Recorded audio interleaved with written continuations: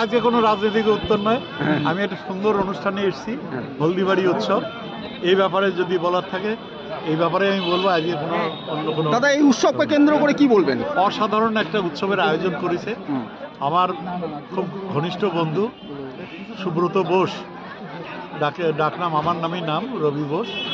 তিনি এটা শুরু করেছিলেন, কারণ এই ধরনের উৎসবটা একটা পরিচয় আমাদের। যেমন হলদিবাড়ি উৎসব, হলদিবাড়ির প্রচুর দিক রয়েছে, সেই দিকগুলো তুলে ধরা এবং হলদিবাড়ি খেলাধুলা শরীরচর্চায় জেলার মধ্যে অনেক এগিয়ে রয়েছে। তাছাড়াও হলদিবাড়ির গুরুত্বটা আরও বেড়ে গেছে রাজ্যের মাননীয় মুখ্যমন্ত্রী মমতা ব্যানার্জি এই জয় সেতু করে দেওয়ার কারণে।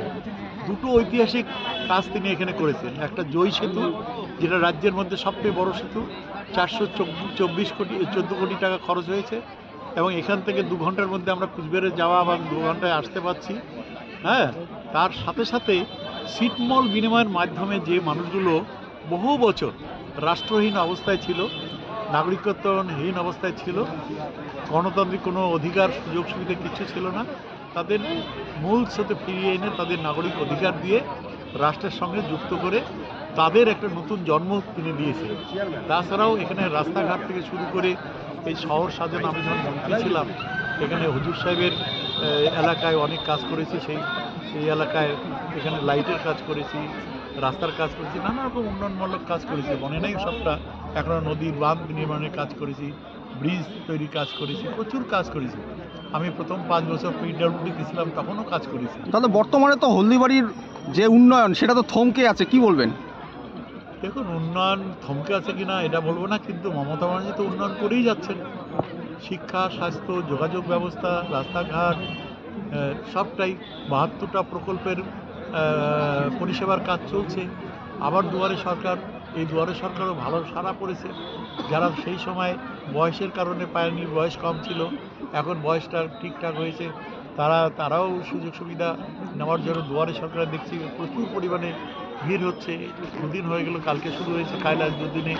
সুতরাং হলদিবাড়ি দ্রুত গতিতে এগিয়ে চলছে। এখানে আসলে আগের হলদিবাড়ি আর আজকের হলদিবাড়ির মতো, কিন্তু স্বাস্থ্য ব্যবস্থা সেই তলানিতেই রয়ে গেছে। হলদিবাড়িতে একটা কাছাকাছি জলপাইগুড়িতে এখানে যেটা দরকার সেটা হলো হিমঘর, সবজির হিমঘর। হ্যাঁ, কারণ এখানে সবজি চাষের উপরে নির্ভর করে। তবে কেন্দ্রীয় সরকারের কিছু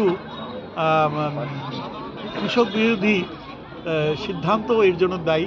এই যে সারের উপর যে ভর্তুকিটা তুলে নেওয়া, নানা রকম কর বসিয়ে সারের দাম অনেক গুণ বাড়িয়ে দেওয়া, উন্নত মানের বীজের দাম বাড়িয়ে দেওয়া, এতে কৃষকদের চাষের ক্ষেত্রে খরচাটা বেশি পড়ে যাচ্ছে, তাদের লাভ করা খুব মুশকিল হয়ে যাচ্ছে কৃষি কাজ করে। আমার মনে হয় যে কেন্দ্রীয় সরকারের উচিত যে সাবসিডিগুলো ছিল সারের উপরে, বীজের উপরে, কৃষি সরঞ্জামের উপরে, সেই সাবসিডিগুলো আবার চালু করা উচিত। অতিরিক্ত বর্ধিত যে দামটা লাগিয়েছে সেটা প্রত্যাহার করে নেওয়া উচিত। কারণ হলদিবাড়ির যে কৃষক, তাদের উৎপাদিত ফসল, সবজি সারা ভারতবর্ষে শুধু নয়, বিদেশেও যায়। সুতরাং এটা আমাদের একটা অর্থকরী ফসল, অর্থকরী জায়গা, আর এখানে সবজি এবং বিভিন্ন হিমঘরের প্রয়োজন রয়েছে। আমরা আহ্বান করি যে এখানকার কেউ এগিয়ে আসুক। গভর্নমেন্ট সাবসিডি দিচ্ছে, সিঙ্গেল উইন্ডোতে সমস্ত কাজ করে দিচ্ছে, দ্রুত গতিতে কাজ হয়ে যাচ্ছে। এখানে কেউ হিমঘর করতে এগিয়ে আসুক। অনেক মানুষ তো রয়েছেন, ব্যবসায়ীরা রয়েছেন, হিমঘরের ব্যবসা করুক। তাহলে দেখা যাবে যে কম দামে যে জিনিসগুলো বিক্রি করতে হয়, সবজিগুলো, সেই সময় তারা যদি হিমঘরে রাখে, যখন দামটা বাড়বে তখন যদি বিক্রি করে, তাহলে কৃষকরা অনেক লাভবান হবে। ভুট্টার চাষে আজকে সরকারের কোনো মূল্য নির্ধারণ করা নেই।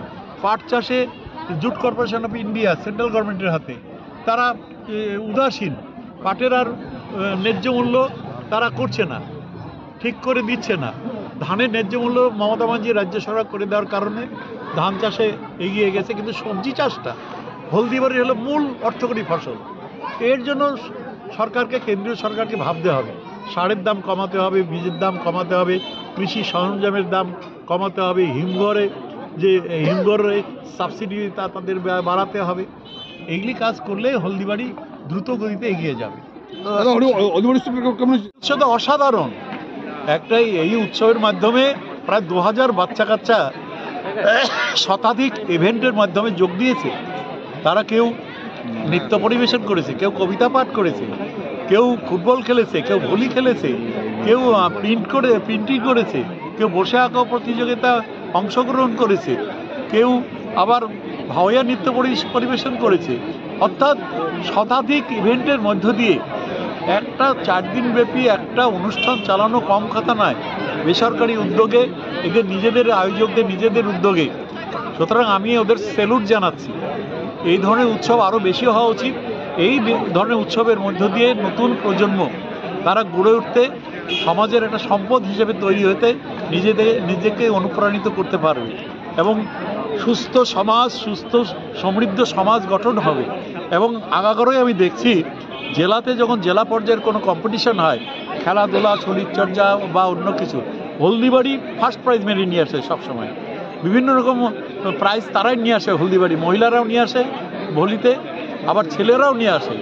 হলদিবাড়ি সত্যি আমাদের গর্বের ব্যাপার। একটা সময়তে এরকম ছিল যখন ব্রিজটা হয় নাই, হলদিবাড়ির মানুষ জলপাইগুড়ির সাথে যেতে চেয়েছিল। আমি তখন এমএলএ হয়েছি, পূর্ত দপ্তরের পার্লামেন্টের সেক্রেটারি, মুখ্যমন্ত্রী এটা বুঝিয়েছিলাম যে তার জন্য ব্রিজটা দরকার। এই ব্রিজটা হয়ে গেলে কুচবিহারের সাথে হলদিবাড়ির দূরত্ব একদম কমে যাবে, 5 ঘন্টার জায়গায় 2 ঘন্টায় এসে যাবে। তিনি কথা রেখেছেন, ব্রিজটা করে দিয়েছেন।